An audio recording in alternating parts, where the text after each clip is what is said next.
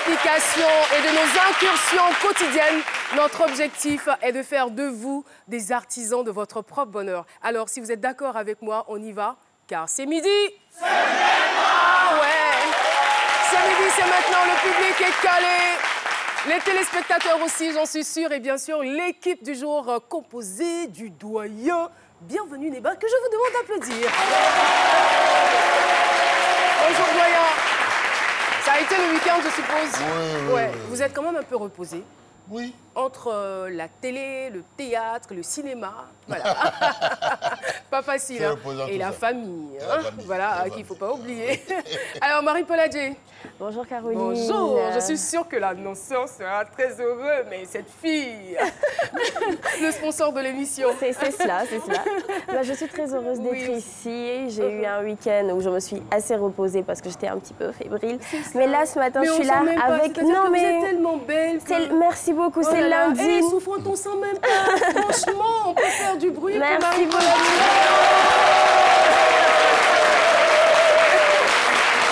Jess, pourquoi cette mine? Pourquoi cette mine? Pourquoi ce sourire, mon cœur? Ce grand sourire. Non, je veux comprendre. Mais non, non, non. Non. Non. Non. Non. Je me suis reposée ce week-end.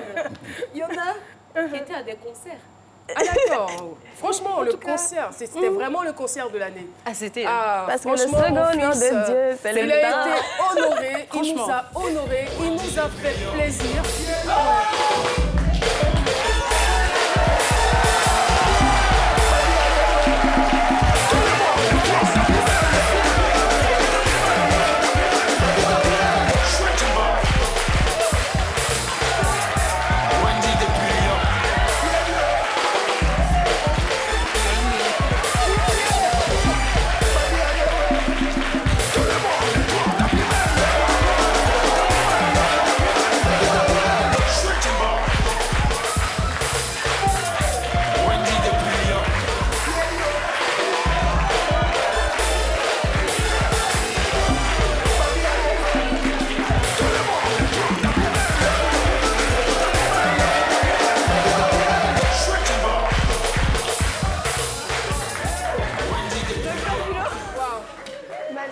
Non, mais en fait, Caroline, ils ont lancé un casting, en fait. Il y a un casting de danseurs qui a été lancé. Je pense que Philo, c'est ça. Mais moi, je crains... Vous allez vous faire mal, Philo. Ça va, s'il vous plaît, est-ce que ça va? Merci, c'est... Docteur Philo, Oui, je vous en prie. est-ce que Katana regarde la télé? La question est posée. Non, elle est à l'école en ce moment. Ok, ça va à l'école. Sinon, si elle regarde là. Mais c'est bon, c'est bon. Mais qu'est-ce qui justifie ça? Ben, c'est une fierté, je suis une fierté de la Côte d'Ivoire, de la culture ivoirienne. Et donc, récemment, Arafat a fait pour sélectionner ce danseur-là. Écoutez-moi là. C'est moi qui l'ai choisi. Ah oui. Alors, c'est simplement. Et c'est la culture qui avance. Merci pour votre soutien. C'est la culture qui avance et voilà. Ça se comprend. Et c'est nous, on travaille avec la terre. Parce qu'on saute comme on se retrouve sur la terre. C'est clair. Donc, c'est naturel, merci. Merci beaucoup, merci. Merci beaucoup, docteur Philo. Et sur... Non, ça suffit là. Moi, j'ai eu peur pour vous, hein, sincèrement. Non, mais c'est le travail, c'est le travail. Parce que je dis, ce travail, il n'est pas du tout facile. Je fais de l'argile des merveilles. Avec mes mains, je fais de l'argile des merveilles. Il ne s'agit pas de moi. Ça aurait pu être moi, parce qu'elles ne sont pas très loin de moi, ces femmes-là. Ce sont des femmes mangoro, qui sont des potières. Tout le monde le sait. À Katiola, en tout cas, c'est des artistes à part entière. On en reparlera dans cette émission. Mais avant, permettez-moi de vous présenter le portrait de notre invité témoin avec bien sûr Ange Gobo. Notre invité témoin se nomme Kadidia Koulibaly. C'est parti. Cindy reçoit une mangoro, une grande potière de Katiola. Koulibaly Kadidia Sanougou est née à Séchi, dans la sous-préfecture de Rubino. Elle a commencé la poterie traditionnelle à 8 ans. Aujourd'hui, elle a 53 ans. Il paraît que ce sont les morts qui leur fournissent l'argile de qualité. Et l'argile est pilée sur une peau de bœuf, interdit d'utiliser un mortier. Pourquoi tant de mystères autour de la poterie? Pour tout savoir, restez avec nous. Avec Caroline, on saura tout. On saura tout. Elle va tout nous dire. Kadidia Koulibaly, que je vous demande d'accueillir avec de vives ovations. Kadidia Koulibaly nous rejoint sur le plateau de ce midi. Voilà. Ah. Est-ce qu'on a fait attention à la façon dont elle a salué le public? Doyen, bienvenue. Ce trait de caractère qui nous vient, on va dire, des femmes nordistes. C'est ça, c'est... J'allais dire la révérence. Tout à fait, tout à fait. Pour montrer toute la politesse, toute la sagesse qu'il y a là-dedans. C'est cela, le respect. Madame Coulibaly, bienvenue sur le plateau de C'est Midi. Merci, madame. On est content de vous recevoir. Moi, je suis contente aussi. Je vous dis merci. Je vous en prie. Alors, docteur Philo. Ouais, je vous en prie. Vous allez changer de casquette? Ouais. C'est la terre, c'est même les danseurs. C'est la même chose, au fait. Donc, on est dans la même mouvance, je vous en prie. Voilà. Avec mes mains, je fais de l'argile des merveilles. On retrouve tout de suite docteur Philo. C'est mon avis, avec docteur Philo. Merci beaucoup, merci public, merci. C'est très bon. L'argile, c'est la merveille, la main. Je vous dis que je ne change pas de casque, Caroline. Nous, les danseurs, on se retrouve sur la terre. L'argile, c'est la terre, c'est le sol, c'est naturel. L'argile, il y a longtemps, en fait, c'est un peu un produit ancestral. C'est la terre. Tout ce qui vient de la terre est naturel. On ne va pas acheter ailleurs, c'est la terre, vous transformez. Et c'est naturel. Regardez comment elle a respecté les femmes, c'est nouveau. C'est ça. Elles sont naturelles, au fait. Donc, je vais dire qu'avant même qu'on ne puisse, à travers les investigations souterraines, retrouver même l'aluminium, c'est la terre même d'abord qui était là. Et en pays, c'est nouveau, l'argile même là, c'est l'élément essentiel de la culture, c'est nouveau. Je veux dire, oui, à travers même la cuisine, les taliers, les truffons là, c'est dans ça les infos et mangent. Regardez. Et puis l'argile est quelque chose de magique, regardez. C'est là, c'est avec la terre qu'ils ont fait, mais elles vont mettre les... Ça sort sur Tcholon, non. Mignon me porna, moi, Tcholon, mignon, non, pardon.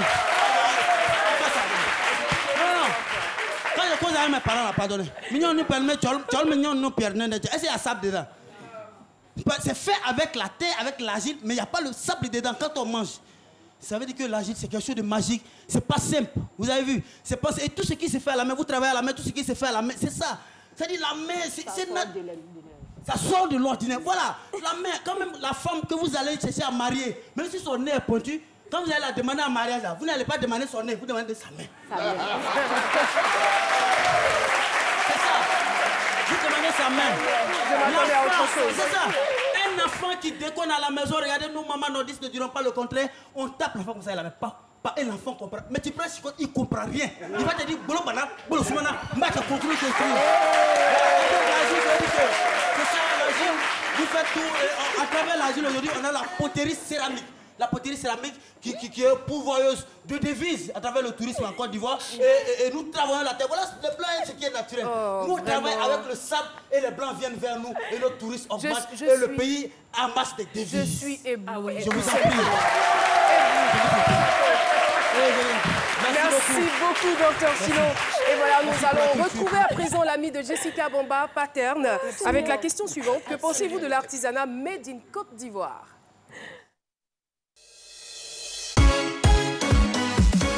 Le micro-trottoir avec Chris Paterne-Assémian. Je suis en Le trottoir de ce midi m'amène ici, à l'entrée de la ville de Grand-Bassam, au village des artisans. Que pensez-vous de l'artisanat made in Côte d'Ivoire? Je suis en compagnie de deux touristes, Ariane et Yann. Nous, on aime beaucoup ça, d'abord parce que c'est l'Afrique et que l'Afrique nous a donné ce qu'on a de plus cher, qui est nos enfants. Et puis, on passe voir l'artisanat, justement, pour qu'elles aient des objets de leur pays d'origine, parce que c'est important pour nous. Pour nous, c'est important que nos enfants qui viennent d'Afrique et de la Côte d'Ivoire voient ce que leur pays fait de mieux. L'artisanat en Côte d'Ivoire, je pense que c'est un art qui doit être valorisé, parce que je viens de faire quelques stands. Je vois des œuvres qui sont parfaitement élaborées, des œuvres d'art, les couleurs, les éléphants, les tapis, les tam-tams, les djembés, et ainsi de suite. Et franchement, c'est des gens qu'il faut encourager. J'aime bien ça. Bon, ça montre que les gens montrent un peu ce qu'ils ont à l'intérieur d'eux. Voilà, puis c'est joli, c'est la nature africaine, quoi. Voilà, on ne voit pas ça. Nous, les Français viennent, quand ils viennent et puis voient qu'en Afrique, il y a ce genre de trucs-là. Vraiment, c'est joli à voir. Chez nous, ici, on sait que ça, c'est un problème. En fait, c'est plutôt l'Occident qui fait plus la publicité des articles africains et tout. Sinon, si on veut se baser sur l'Afrique, sur les Ivoiriens nous-mêmes, donc je ne pense pas que ça pourrait sortir. Merci beaucoup, Paterne. Alors, cela est connu de tous, la poterie chez le peuple mangoro se transmet de génération en génération. Et toutes les femmes sont d'office potières. Toutes les femmes mangoro sont potières. Alors, à quel moment vous avez appris la poterie? J'ai appris la poterie à l'âge de 8 ans. 8 ans? 8 ans. Normalement, à 8 ans, je pense qu'à votre époque, c'est l'âge qu'on a pour aller à l'école. À l'école. C'est à cet âge-là qu'on va à l'école. Ça ne m'empêchait pas d'aller à l'école. D'accord. J'étais à l'école. Maintenant, quand je venais, les week-ends, j'apprenais avec ma mère. Seulement les week-ends ou à la descente de l'école? Oui, les week-ends. Les week-ends? Oui, j'apprenais avec ma mère. Qu'est-ce qu'elle vous a dit auparavant, avant de vous former? Elle a dit non, que de toute manière, même quand on est ministre, il faut apprendre la poterie, parce qu'on ne sait jamais. Et effectivement, j'ai trouvé que ce qu'elle disait, c'était la vérité. Ça, c'est avec le temps. Hein? Oui, avec le temps, elle me disait. J'ai dit, bon, c'est la vérité. Quand je suis arrivée en classe de seconde, les études ne sont pas allées loin. J'ai préféré retourner à la poterie. Non, il faut bien nous expliquer cette étape-là. Est-ce que le cœur ne penchait pas trop vers la poterie? Parce que quand même, hein, une femme qui arrive jusqu'en classe de seconde dans le nord de la Côte d'Ivoire, on sait ce qui s'y passe. Hein. Ce n'est pas toujours évident que les jeunes filles soient scolarisées. Voilà. Et vous avez la chance d'aller à l'école et vous êtes en classe de seconde? En classe de seconde. Maintenant que le papier ne rentrait plus. Voilà. Parce que la poterie avait pris toute la place. Voilà. Le papier ne rentrait plus. Donc, j'ai préféré retourner ce que ma mère me disait. Mais justement, à ce niveau-là, c'est quoi la réaction des parents? Ils disent quoi? Est-ce qu'ils vous encouragent dans votre choix ou ils sont déçus d'avoir investi en vain? Puis elle a trouvé que ce qu'elle me disait.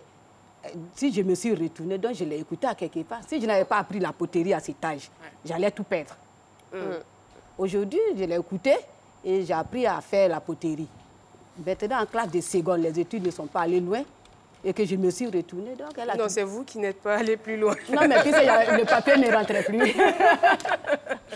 D'accord, donc vous avez décidé d'arrêter les études pour vous consacrer exclusivement à la poterie. Alors, ça vous a pris combien de temps pour maîtriser la chose? 3 à 4 ans. 3 à 4 ans? C'est-à-dire déjà à l'âge de 12 ans par là? Voilà, j'étais déjà initiée dans la matière.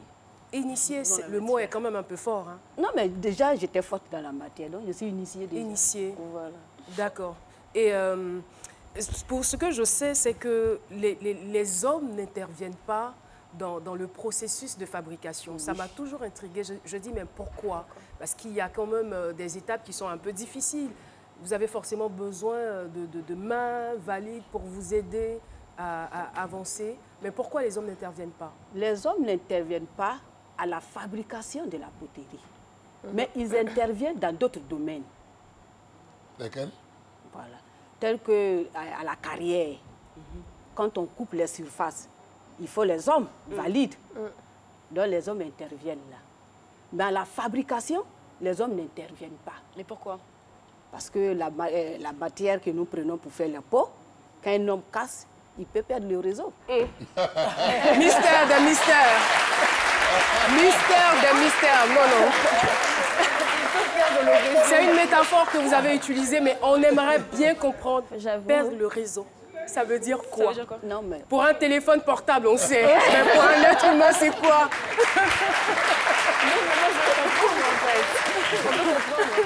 Il peut être impuissant. Voilà. Ah, d'accord. Merci, ça a été dit. C'est ça le réseau là. Voilà.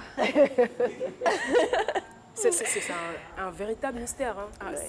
D'accord. Alors, ça sera donc l'occasion pour nous de pouvoir aujourd'hui connaître les différentes étapes. C'est-à-dire lorsque vous partez à la carrière pour chercher l'argile, et je sais que ce n'est pas n'importe lequel des argiles que vous utilisez. Vous utilisez toujours un argile de qualité. De qualité. C'est cela.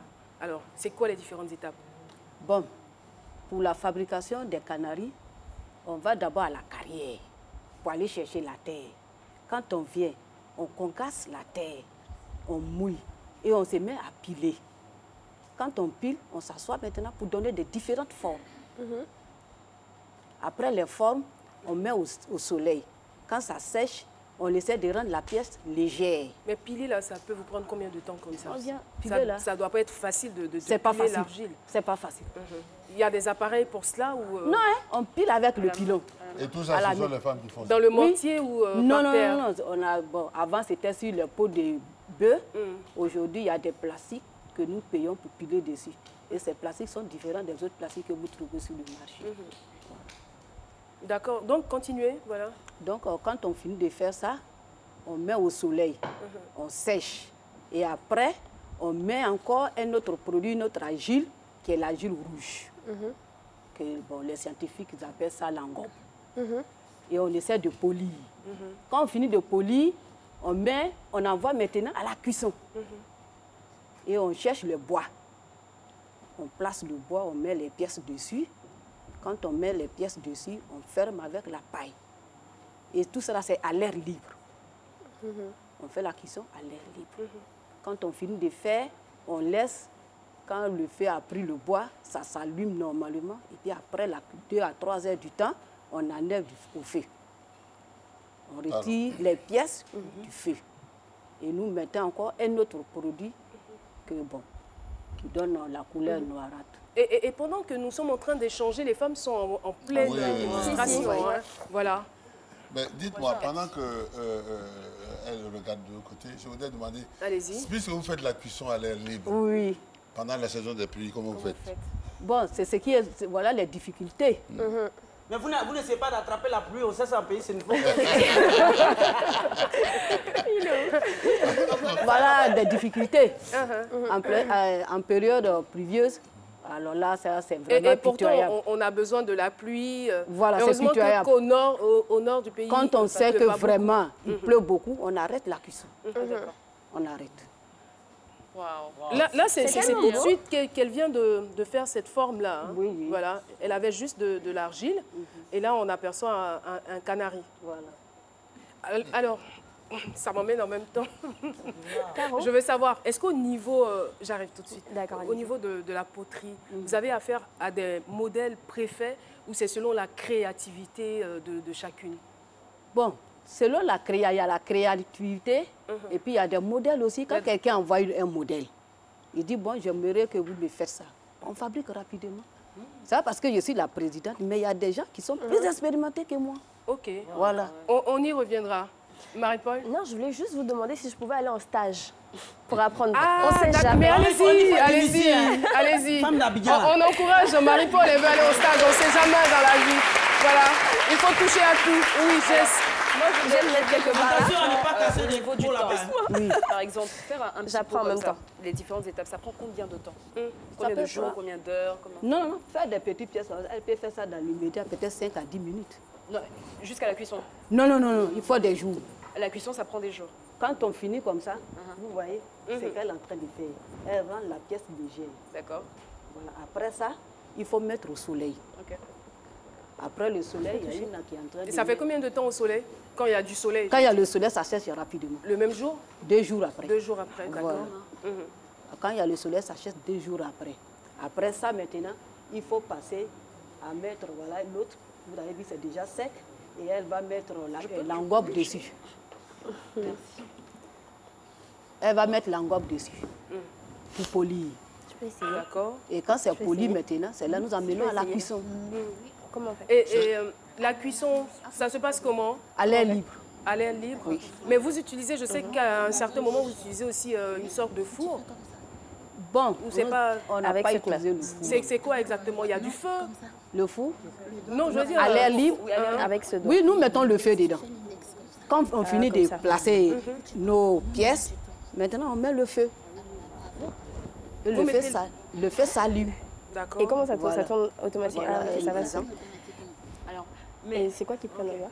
Ah, c'est comme ça que ça se passe? Voilà, c'est comme ça. Ah, d'accord. Et vous allumez le feu, ok. Et vous rien. Moi, c'était clair dans ma tête qu'il y avait de grands fours dans lesquels vous mettiez les pots. Non. Ok. Concernant la couleur, on est obligé de mettre ce qui rend ça noir. On est obligé de faire ça? C'est après la cuisson. Faut bien lui dire. C'est après la cuisson qu'on le met. Voilà. est-ce qu'on peut pas garder ça?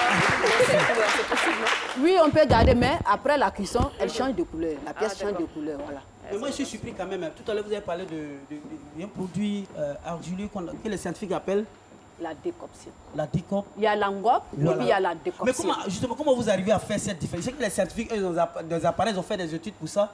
Comment vous arrivez à faire la différence entre ces différents types d'argile là? Quand vous arrivez, vous dites c'est ça, c'est ça. Parce qu'on parle même de feldspath, tout ça. Seigneur ta grâce. Comment vous faites la différence? Non. Je vais dire, l'argile rouge. Il y en a ici même sur le plateau. Ça, c'est l'argile rouge, c'est réservé pour polir la pièce. Ça dit mettre rouge à lèvres sur la pièce. Voilà. Ah, j'aime bien. Ah, j'aime bien. Ça, c'est sûr qu'il a compris. Voilà. Maquiller, voilà, maquiller la pièce. Voilà. C'est après la cuisson maintenant qu'on met la décoption. La décoption sert à noircir la pièce. C'est un produit, le cos d'un bois. Ok. Voilà. Mais dites-moi, qu'est-ce que cela vous a réellement, vous, en tant que témoin de cette émission, apporté dans votre vie? Bon, on peut dire que ça, on prend pour payer la scolarité de nos enfants et puis manger. Au fait, la femme Mangoro même, elle souffre. Elle ne peut rien réaliser. Si ce n'est pas pour s'occuper des enfants et puis payer son petit manger pour lui. Oui. Ça, c'est les difficultés des femmes Mangoro. C'est-à-dire que cet argent-là, c'est... En finish même, elles sortent avec des maladies. Ah oui. Oui, elles sortent avec des maladies. Parce que le fait de s'asseoir... Et de travailler. De travailler des heures et des heures, ça peut créer un problème au niveau de la colonne vertébrale. Alors, je pense qu'on va poursuivre ce sujet-là. Il est quand même très important. On y reviendra. C'est donc le temps de la pub. On se retrouve dans quelques petits instants. Et oui! De retour donc sur le plateau de Série, très chers téléspectateurs, et nous échangions avec Madame Kadidia Koulibaly, potière, qui nous vient donc de Mangoro. Et là, vous étiez en train d'énumérer les difficultés auxquelles vous êtes confrontés au quotidien avant qu'on ne passe à la pub. Vous avez donc la parole. Bon, j'ai dit que la femme Mangoro souffre. Parce que le fait de s'asseoir du matin jusqu'au soir, ça peut lui créer un problème au niveau de la colonne vertébrale. Parce que quand elles sont vieilles, vraiment, c'est difficile. Tout ça, là, c'est des difficultés. Même la cuisson, avec la fumée, ça les fatigue. Tout à fait. Voilà.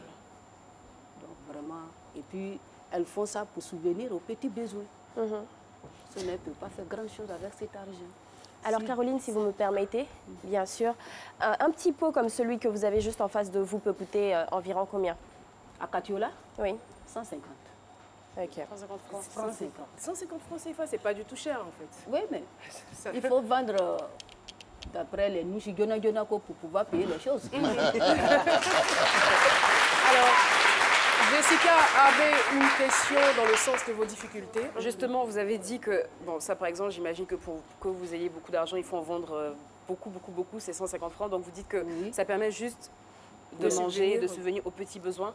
Mais en même temps, vous me dites que toutes les femmes de cette région sont potières. Elles sont potières. Si ça ne rapporte pas vraiment, pourquoi est-ce que ces femmes-là ne font pas peut-être une autre activité? Mais c'est notre activité qui est la poterie. Donc on ne peut pas ménager d'autres. D'accord. Maintenant, est-ce que vous avez pensé à des idées pour pouvoir développer, pour que vous puissiez avoir plus d'argent, justement? Voilà. On veut l'amélioration de la poterie Mangoro. Et nous voulons aussi que la poterie Mangoro soit reconnue dans le patrimoine de l'humanité. Et faire des expositions même à l'intérieur et être connue aussi sur le plan international. Voilà, c'est ce que nous demandons au ministère. Oui, mais avant même cette reconnaissance-là, de quoi avez-vous réellement besoin pour alléger vos tâches? Je veux dire, parce que quand on regarde les images, quand on se réfère aux images, on se rend compte qu'il n'y a pas eu d'évolution depuis. Vous travaillez on a besoin de formation. Artisanale. De formation. Au niveau de la poterie. Vous avez besoin de formation? De formation et des idées d'échange. D'accord. Voilà, il faut voyager beaucoup pour voir ce que l'autre fait et puis venir montrer aux autres. Et puis là, il dit, voilà ce que nous faisons, des échanges. Des échanges d'expériences, d'idées, tout ça à l'international. Vous en avez besoin? On en a besoin. D'accord, j'ai envie de dire bonne nouvelle parce qu'il y aura... Vous appelez l'amélioration. Il y a aussi les fours. Tout à fait. Il faut aussi créer des fours pour que vous ne soyez plus toujours en train de chercher du bois pour éviter la déforestation aussi. C'est cela, c'est cela. Et les maladies liées à la fumée. À la fumée. D'accord. Même concernant les maladies, moi je pense qu'il faut, quand je parle de formation aussi, c'est important parce que l'argile même que vous utilisez là, c'est un remède efficace aussi contre certaines maladies. Même quand vous parlez de quelqu'un qui s'assoit longtemps, les reins là, l'argile même quand il masse même là, ça soigne les reins. Donc vous avez besoin de formation pour vous dire que l'argile aussi participe aussi à, à la thérapeutie argilologique. Voilà. Il y a beaucoup de choses. Ici, vous êtes d'accord avec moi, l'argile là, ça soigne, ça traite. Oui, je sais que l'argile soigne beaucoup de choses. L'argile a quand même beaucoup de vertus. Oui, l'argile soigne beaucoup de choses. Ça soigne, bon. Ça peut peut-être, je ne dis pas que ces trucs, c'est vrai qu'on va peut-être y penser, les gens vont peut-être venir à votre aide de temps en temps, mais sur place, vous pouvez vous-même vous traiter. Après, ça ne soigne pas toutes les maladies. Ça aide à la question, en fait. Il faut savoir ce que ça soigne. Voilà, et qui sont généralement vos clients? Nos clients, bon, c'est au niveau de la Côte d'Ivoire. On va un peu à l'intérieur de la Côte d'Ivoire, c'est tout. D'accord. Mais je veux dire, ce sont les... Mais le QG même, c'est Abidjan. C'est Abidjan. Et généralement, on va dire que vos œuvres sont prisées par les touristes, par les Européens. Bon, les touristes ne viennent pas assez. Donc, il faut attirer les touristes pour qu'ils viennent. Et comment? Il faut qu'il y ait une véritable politique à ce niveau-là. Voilà, une politique de tourisme intérieur. Voilà. Alors, sur ce, nous allons appeler Paulus Agathon. On le reçoit tout de suite et maintenant.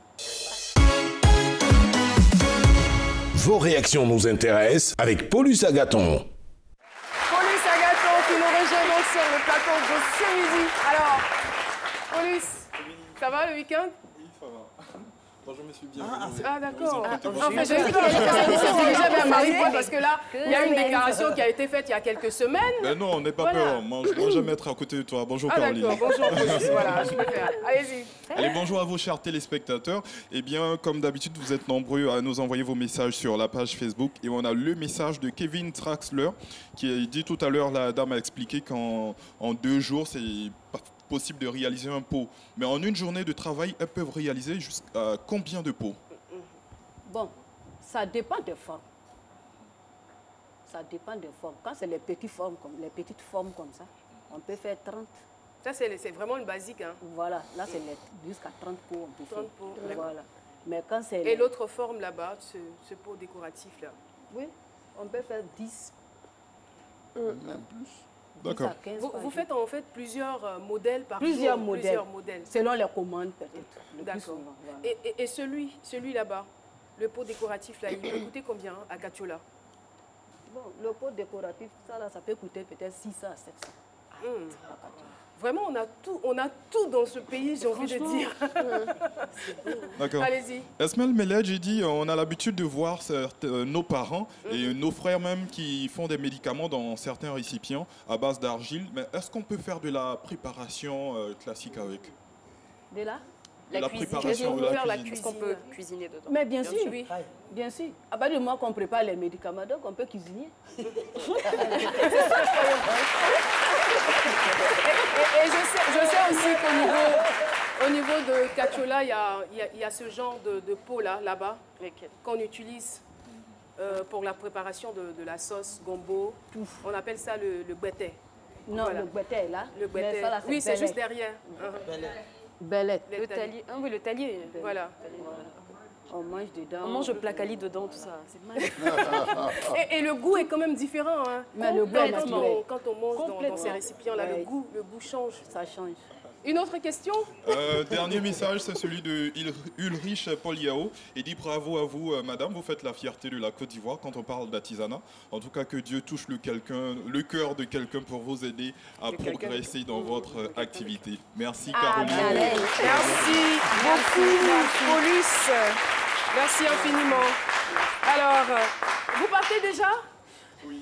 Ah d'accord. Merci d'être passé. Bye bye, je ne vous appellerai plus Paterne. C'est promis. Aujourd'hui, c'est le jour de Paterne. Vous allez comprendre pourquoi. Merci de l'applaudir très très fort. Ce n'est pas encore terminé. Alors, on était où là avant qu'il arrive? À vos doléances, vous avez besoin de sortir, vous avez besoin de plus d'expérience, vous avez besoin de révolutionner, d'améliorer les conditions de travail. Les conditions de travail et la reconnaissance de la poterie Mangoro dans le patrimoine de l'UNESCO. Et vraiment, ça nous fera beaucoup plaisir. D'accord, ça viendra. Okay. Merci. Mais attendez, c'est vrai, je vais sortir un peu du sujet. Je veux savoir, pourquoi les Mangoro ne se marient pas avec les Tagbana?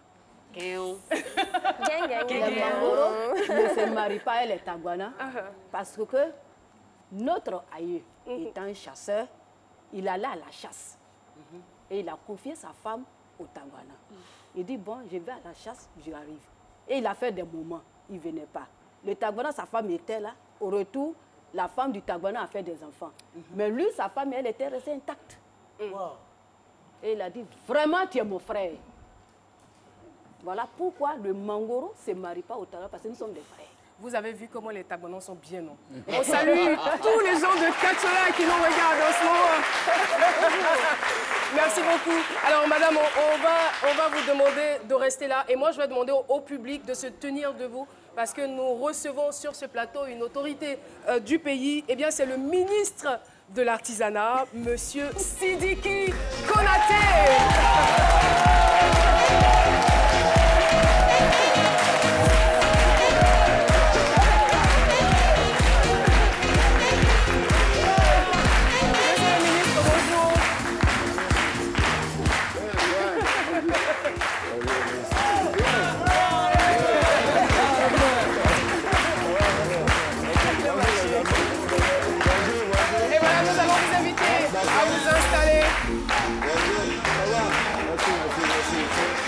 Sidiki Konaté, ministre de l'Artisanat.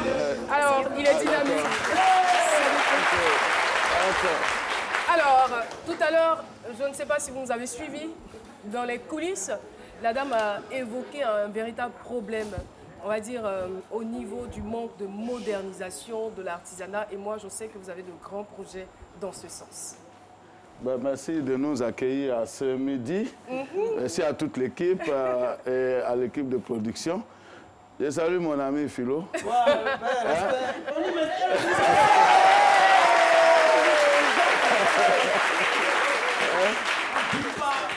Non, Philo, ce qu'il ne vous dit pas, on a un grain commun. Donc on se voit une fois par semaine pour boire du thé et échanger sur la vie de la nature. Il nous cache beaucoup de choses, ce monsieur. Voilà. Sinon, vous avez vu, ici, vous avez vu un aspect de l'artisanat, c'est l'artisanat d'art. Le monde de l'artisanat, c'est près de 6 millions d'Ivoiriens, 40% de la production, de la population active, donc beaucoup d'occupations. C'est des domaines qui vont du textile au bois, en passant par les métiers de construction. Donc c'est le monde des métiers. Et le gouvernement, conscient de ça, a décidé d'abord de créer un ministère en charge de ce secteur. Donc il y a une volonté politique majeure. Parce que les gens disent, voilà, le détachement. Donc vous avez désormais un ministère en charge des artisans. C'est une volonté politique majeure du président de la République et du gouvernement. Deuxièmement, ce monde de l'artisanat est bien structuré. Vous avez les organisations professionnelles qui sont représentées dans la Chambre des métiers de Côte d'Ivoire. Et donc, c'est la Chambre consulaire. Et cette Chambre consulaire est en charge de négocier ou de proposer au gouvernement des schémas, des idées qui peuvent faire évoluer ce secteur.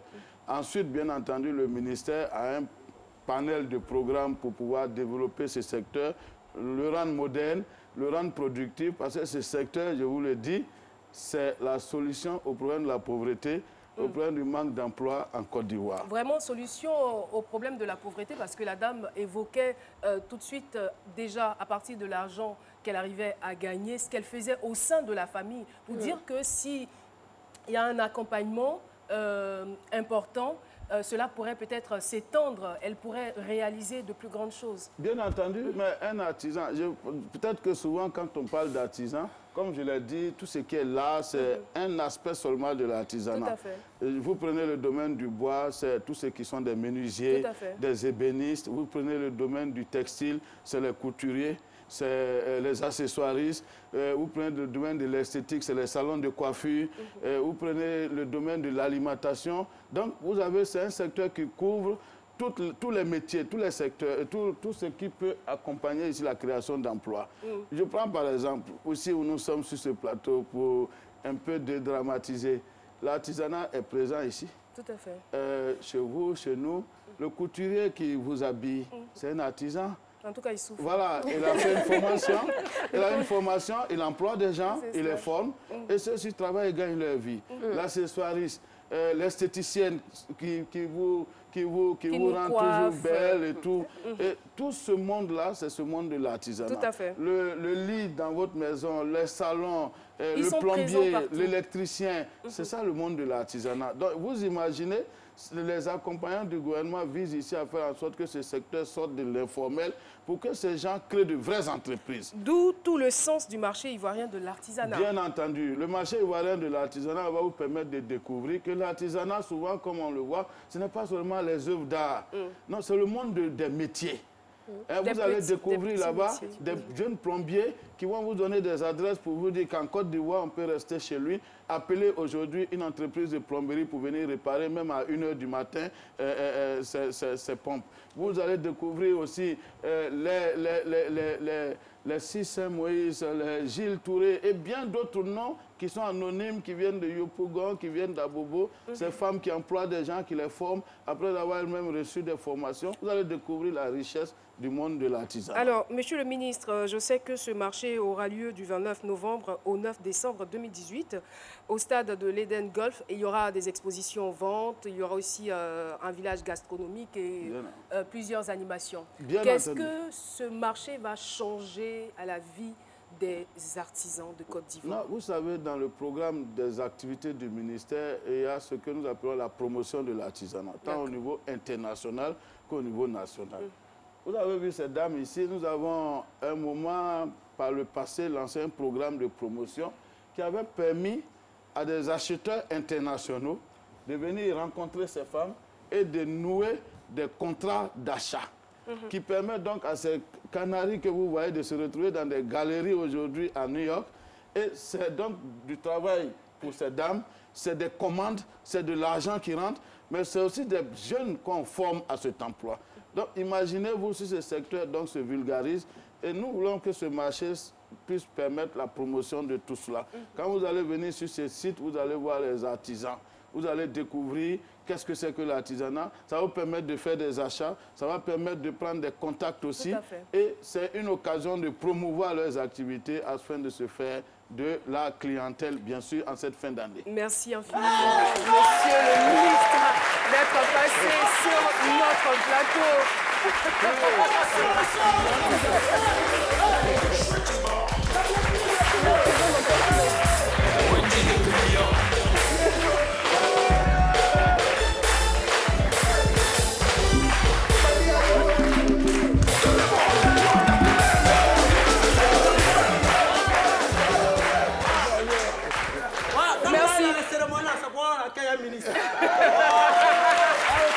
Merci beaucoup, Dr Philo.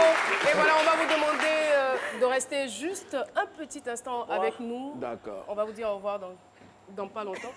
Ouais, Dr Philo. Alors, Jessica Bomba, on va vous retrouver tout de suite. D'accord. Avec vous, on ne parlera pas d'artisanat. Non, absolument pas. C'est Midi Club avec Jessica Bomba. Alors très rapidement, on part avec le carton de cette saison, c'est-à-dire l'émission qui a fait le plus de vues et de likes depuis le début de cette nouvelle saison. Une idée, Caroline? C'est tellement évident. L'émission de Vous avez dit quoi? La première émission? Non, pas la première émission. Dougouti, forcément. Ah ouais, Dougouti. Ah ouais, quand même. Le robot. 500 000 vues en moins d'une semaine. Wow. C'est quand même extraordinaire. Je pense qu'il a pulvérisé le record, même de l'année dernière. En une semaine, 500 000 vues en un an. Ouais. Vraiment, on applaudit encore. Le doigt haut de Dougouti.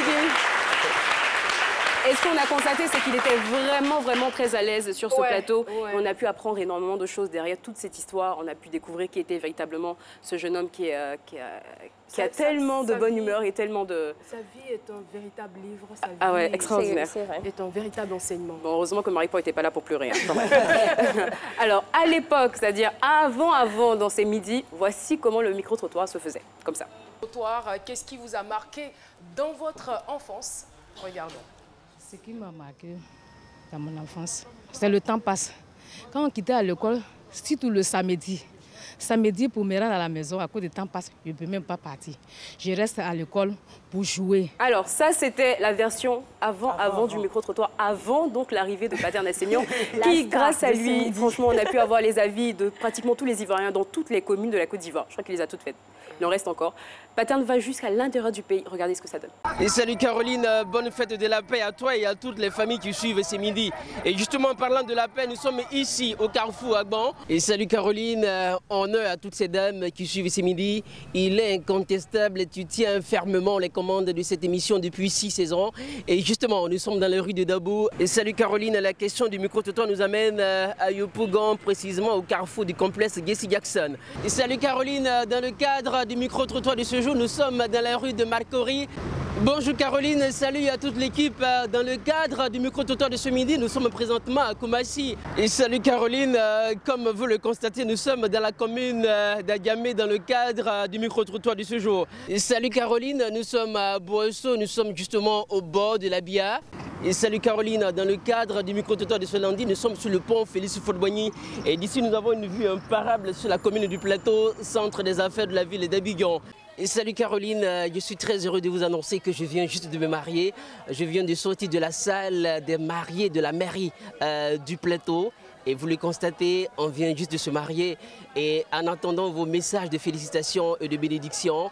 Alors, Pater, c'est pourquoi ce cœur? Ne te fie pas à la couleur, hein. C'est le cœur le plus important. Gros cœur pour toi parce que tu fais vraiment un travail... Ça, je sais pas, il a changé de style. Un travail remarquable. Et pour les personnes qui ne connaissent pas la Côte d'Ivoire, je pense qu'à travers juste les micro-trottoirs de Pater, vous pouvez avoir une petite idée de comment est-ce que ce beau pays est. Voilà, en tout cas, on se retrouve la semaine prochaine pour un autre Club C'est Midi. Merci infiniment, Jessica Bomba. On va retourner dans le domaine de l'artisanat, pourquoi pas.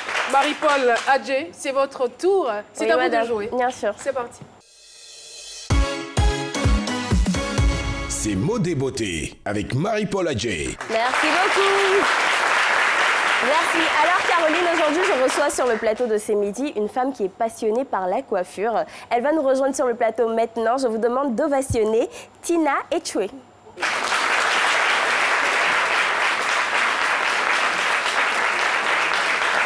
Qu'est-ce qu'elle est belle! Et quelle est sa particularité? En fait, elle est esthéticienne depuis 27 ans, donc elle a 27 ans d'expérience dans le domaine. Wow. Et elle fait quelque chose d'assez extraordinaire avec la complicité naturellement de la régie qui va nous mettre une petite musique. On va recevoir ces mannequins pour la collection Femmes d'Afrique.